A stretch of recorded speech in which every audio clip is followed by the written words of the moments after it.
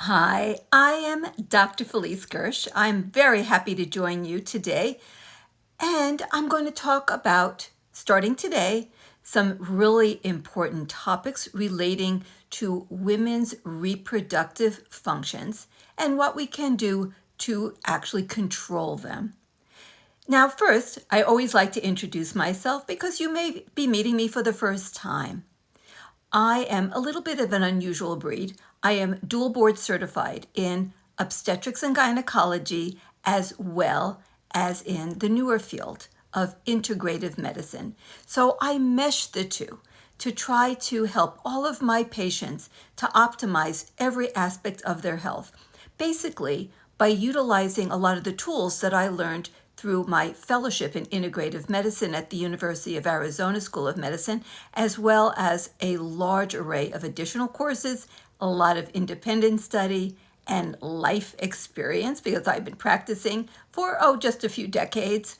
I can offer my patients a very expanded therapeutic toolbox from which to draw so that I can have more ways to help my patients individualize their treatment and optimize their health outcome. Well, one of the most important health outcomes is to get pregnant when you want to get pregnant and not to get pregnant when you do not want to get pregnant. Well, I have to always tell people, remind them that the prime directive of life is the creation of new life. So having a sexual life is pretty ordinary. That is what every living creature on this planet does, is create new life, either as the female version, helping when you're the male version, or some creatures just split into, like a bacteria. Some don't really have a single gender, they're like unigender. But whatever creature it is on this planet, they cannot survive if they don't create new life.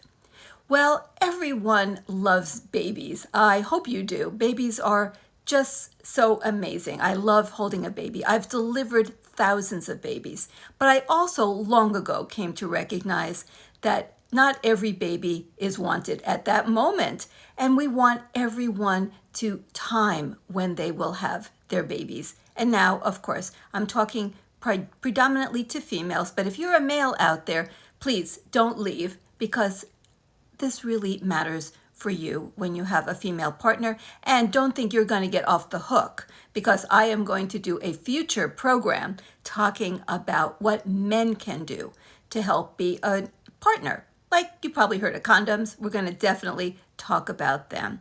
We're going to talk about every form of contraception. Now, I want you to know that I am going to be very fair to every contraceptive out there. When we make a choice as to what we want to put in our bodies, we want to be sure we know the pros and the cons, right? We call that informed decision. How can you choose if you have no idea about the good and the potential bad? So I'm going to start today's Instagram live by talking about oral contraceptives. And the friend of oral contraceptives will say, which is the ring form of birth control pill. And we will cover, I promise you, we may space them apart for interest and throw some other things in between, but I promise you that we are going to cover all types of contraceptives that are out there on the market. And I wish, honestly, we had more to choose from. We will talk about oral contraceptives. We'll talk about implantables. We'll talk about the different types of IUDs. We'll talk about an ancient form, which is still out there. I still fit them. It's called a diaphragm. And we'll talk about some of the amazing new high quality condoms that really are not interfering. And some men, I know you may not believe this, they actually say it enhances sexual pleasure. So how's that for a really useful tool? So now let's get down to nitty gritty about oral contraceptives, also known as birth control pills, also known as the pill. Well, today we're going to focus on what is a birth control pill, what's in it, how does it work, and we'll touch on some of the good aspects of birth control pills. But in a future Instagram, we're going to talk about some of the potential problems and negatives.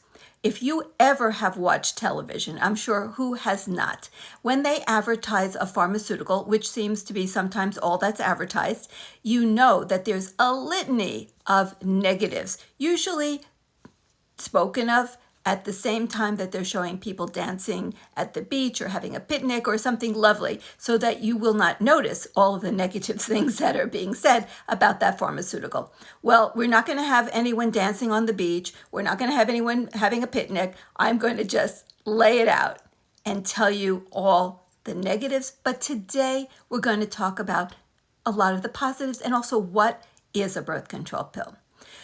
Well, birth control pills actually were invented many decades ago, and the earlier versions of birth control pills had much higher doses. They actually were variants of some of the ingredients that are currently in the pills, although some of it is still the same.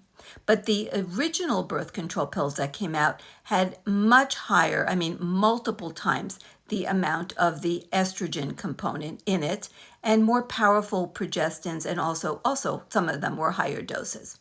So what's in a birth control pill? Well, now I'm going to talk about the combined birth control pills. That means it has a form of estrogen and a progestin. Now, in the future, I'll spend a few minutes talking about the progestin-only pill, sometimes called a mini pill, which has no estrogen component, but not for today. But just to let you know, I will touch on that one as well in the future, and I'll tell you why it isn't very popular. So, getting back to the combined, we often call them combined oral contraceptives. Combined because it combines the estrogen and the progestin. Now, first, what is an estrogen? That is really important. And so estrogens are a family of hormones. There isn't one estrogen. There are multiple estrogens. And in the female body, there are 3 dominant. There's also a little fourth one. We're not going to get into that. But there are 3 dominant ones. But the one that's made by the ovary is called estradiol. The real name is 17-beta estradiol, but we just say estradiol. Then there's also estrone, and that's the dominant estrogen in the menopausal years. And it also always lives in an equilibrium in women of all ages with the estradiol. And in pregnancy, the dominant estrogen produced by the placenta is estriol. And every woman at every age has a little bit of estriol as well, made from the estradiol. So estradiol can be converted into estrone and into estriol. When it's made into estrone, it can actually go back and forth into estradiol. Once it becomes estriol, there's no backtracking. It just stays as estriol until it's eliminated from the body in the form of one of its metabolites. So now you know what the body of the female actually makes. So what's in a birth control pill? Is it 17-beta estradiol, or as we say, estradiol? The answer is no. It's a different type of estrogen. It is a variation, a chemical modification of the estradiol molecule. It is called ethinyl estradiol. Now, that little word ethinyl changes it.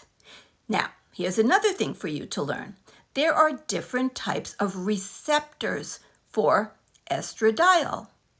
There are 3. There's alpha, beta, and a membrane receptor that we call jeepers.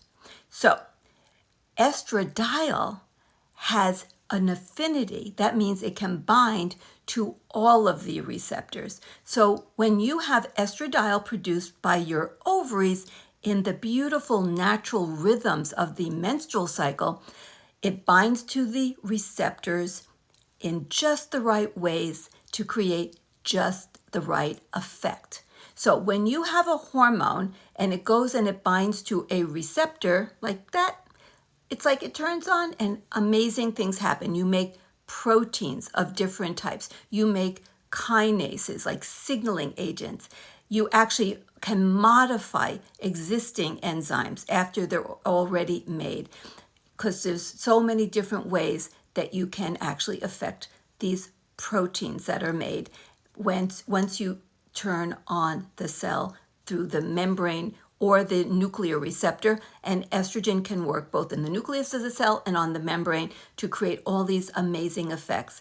And it's all dose related and timed related, because it's so important to know that we women have beautiful rhythms during our reproductive lives. We have the circadian rhythm. We have ultradian rhythms. That's pulsations through the day. And the circadian is the 24-hour rotation of Earth, giving us beautiful rhythms. We also have the lunar rhythm, which is based on our relationship to the moon. It's so romantic, isn't it? That our lunar rhythm is coordinated with the moon. The 28-day cycle, that wasn't just a random thing to happen. And when we have birth control pills, we have none of that. We have no rhythms. They're all gone. We take a pill every day in the morning, typically, or whenever we remember it. And there are no beautiful pulses. There's no 24-hour rhythm. There is certainly no lunar rhythm. And the estrogen that you get is not the estrogen that's made by the ovary. It is ethinyl estradiol. Now, why does that matter anyway? Well, the rhythms matter in a whole bunch of ways. And I'm going to talk to you a lot about that next time, because the fact that you lose your rhythms, that's some of the negative part. But we're not going to deal with all of that today. I just want you to get a foundational knowledge about how birth control pills work and what is in them. Because how are you ever going to decide if you want to take them or not if you don't even know what you're swallowing? So we now know that the form of estrogen is a family of hormones. Now, just to define what a hormone is, it is a molecule. When it's made in the body, then it's a natural hormone. If you take it that's man-made, or it's made through a chemical process that isn't even intentional that it gets in your body, like BPA and phthalates, all these plastic materials, what we call xenoestrogens, they're chemicals that can bind to estrogen receptors, or pharmaceuticals like birth control pills. What happens is that they can bind to receptors, but they bind differently. And a hormone is an information delivery system. So think of it like a message. So it's made and then it's delivered elsewhere. Now, when you have an endocrine hormone, it's produced in one organ, like the ovary. It travels through the blood to another organ, like the uterus. But it could be any organ in the body, because estrogen has receptors everywhere. We'll talk about that more next time. So you have the hormone. When it's endocrine, it's produced in one organ, it travels to another organ where it has its profound effect. You can also have hormones made locally in the organ that's going to use it. Then we call it paracrine. You can even have hormones made within a cell for use within that cell. That's called endocrine. So we know that when we're talking about estradiol, the estrogen made by the ovary, it's an endocrine hormone. It's made in the ovary, travels through the body, has an effect somewhere else. So it has to bind to the receptors. Remember, alpha, beta, or membrane. These are very complex. We are still learning about how they work. They can actually work together, like the alpha and the beta, forming actually like molecules together, what they call that dimers. And they can be three-dimensional and be altered in their configuration, one by the other. Some organs have way more beta, some organs have way more alpha, and then many organs have the membrane receptor jeepers, which we also have only just recently started to learn about, but it's really, really important in a whole slew of ways. It turns out that when you have high concentrations of activation of the beta receptor, it actually downregulates. It alters the alpha receptor so that it becomes less receptive. A receptor isn't fixed. It can be variable. So you can actually have alteration of its configuration in 3D, and it can change. And we know the beta receptor modifies the alpha. I'm sure that the alpha can have some effect on the beta. Well, estradiol from the ovary has its own special balance between how it reacts and binds to these different receptors. That's how nature intended it. Well, when you have ethinyl estradiol, the estrogen that's in the birth control pill, you have a different type of receptor binding. It also goes through the mouth and the digestive tract, which can also make alterations. It will also, when it's metabolized, it can make different metabolites. These are the products that are made when it goes through the digestive process or elimination process, like through the intestine, when it's taken in, and also through the liver when it's going to be excreted. And all estrogens in the body have to be decomposed, or we call it detoxified, and then eliminated. Like, for example, if you had estrogen when you were 14, you do not, and you're now 28, you do not have the same estrogen in your body. You got rid of the old, and now you make new. But of course, if you're on birth control pills, you're not making any. You're not making any from your ovaries. We'll talk more about that. You're getting the estrogen, which is ethinyl estradiol, from the birth control pill. Well, getting back to the receptors, it turns out that ethinyl estradiol binds more powerfully to the alpha receptor than does your natural estrogen, estradiol, by almost 40%, and it binds less powerfully to the beta receptor. So it's more powerful to alpha, less powerful to beta. So it's different. It's going to have a different effect. And it stays on the receptor, like the alpha receptor, longer. So it just simply has a different effect. What else is in a birth control pill? I mentioned this before, something called a progestin. So that's a man-made up word. It is a mimic for progesterone. But notice I said a mimic. It's not progesterone. Progesterone is itself. It's a specific type of progestin or progestogen. So that's a different family of hormones, which progesterone is one. So in birth control pills, they have these varieties of progestins. So there's some like desogestrel, and then there is drospirenine, and then there's levonorgestrel, and there's norethindrone. So those are a few off the top of my head. There's a variety. They all have different molecular compositions. They all bind to different hormone receptors besides progesterone receptors, and they have a different effect on the receptor than does real progesterone in a lot of different ways. And we'll talk more about that next time. But here is the message for today. When you take a birth control pill, you're taking a compound that is man-made that does not contain hormones that are the same as the hormones made by your ovaries. These are chemical compounds that have some similarities and very many differences. So they will have different effects on your tissues. Now, here's the good thing. Okay, I told you I'm going to tell you some good things about birth control pills. They're very effective at stopping your ovarian function. So you do not ovulate. If you take a pill every day, you don't miss any, your chances of getting pregnant are far less than even 1%.